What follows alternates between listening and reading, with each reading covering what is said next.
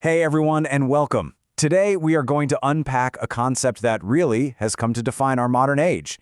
It's a term that captures this huge, seismic shift in how we talk, how we think, and even how we vote.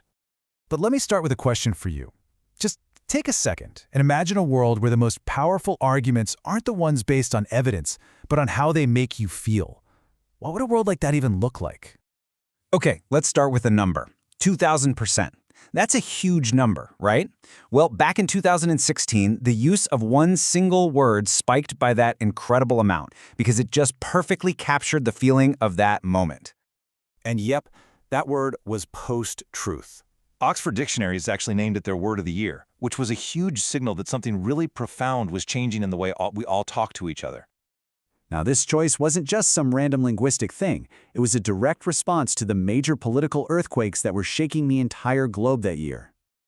So, specifically, two huge events brought this term from, the fringes right into the spotlight. The Brexit referendum over in the United Kingdom and the presidential election here in the United States. And both of these campaigns were just marked by these incredibly passionate, emotionally charged debates. For example, one of the most memorable claims from the whole Brexit campaign was that leaving the European Union would free up £350 million a week for the National Health Service. Now, while the accuracy of that number was, let's say, heavily disputed, its emotional power was absolutely undeniable. And it just perfectly illustrates a key feature of this post-truth landscape. Okay, so what does this word actually mean? Because it's a little more nuanced than you might think. So, according to Oxford Dictionaries, post-truth describes the situation where objective facts have become less influential than appeals to emotion and personal belief.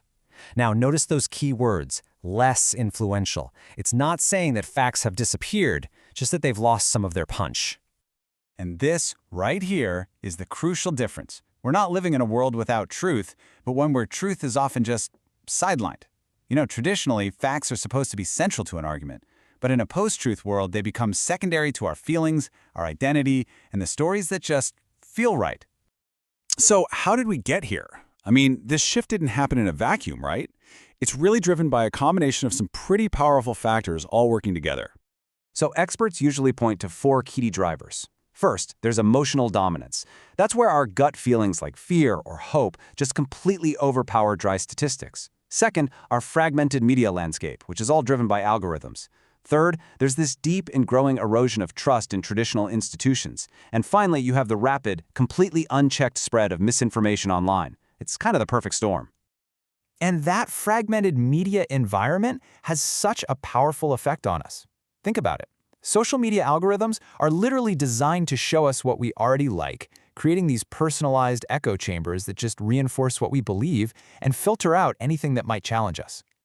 So, while the term just exploded in 2016, the whole idea of a post-truth world is not new at all. The seeds for this were actually planted decades earlier. Check this out. The term was first used way back in 1992. Then, in 2004, a book called The Post-Truth Era came out, diagnosing this growing culture of dishonesty. Just a year later, comedian Stephen Colbert famously coined the word truthiness. The belief that something is true just because it feels right in your gut.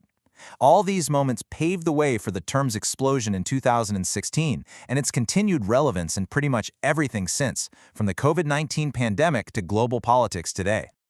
So why is all of this so important? Well, because this isn't some abstract academic debate. It has very real consequences for every single one of us. First and foremost, democracy itself is at risk. A healthy democracy completely relies on an informed public making decisions based on a shared set of facts. When those facts become kind of optional, the entire foundation of rational debate just starts to crumble. The post-truth era also provides the absolute perfect breeding ground for fake news. It makes sense, right? When people are already primed to accept information that confirms what they already believe, misinformation and propaganda can just spread like wildfire across social networks. And finally, it leads to a serious erosion of expertise. In a post-truth world, a personal opinion that someone shares on social media can be given the exact same weight as the carefully researched findings of scientists, doctors, and journalists. My opinion starts to feel just as valid as their facts. And As the philosopher Lee McIntyre puts it so starkly, the stakes just couldn't be higher. A commitment to the very idea of truth isn't just an intellectual exercise, it's an absolute prerequisite for a functioning democratic society. And so that leaves us with a critical challenge. All of us are navigating a world that's just overflowing with information, misinformation, and these super emotionally charged stories. So the final question for all of us to think about is, in this environment, what is our role? And how do we build the skills, and honestly, the discipline, to protect the truth?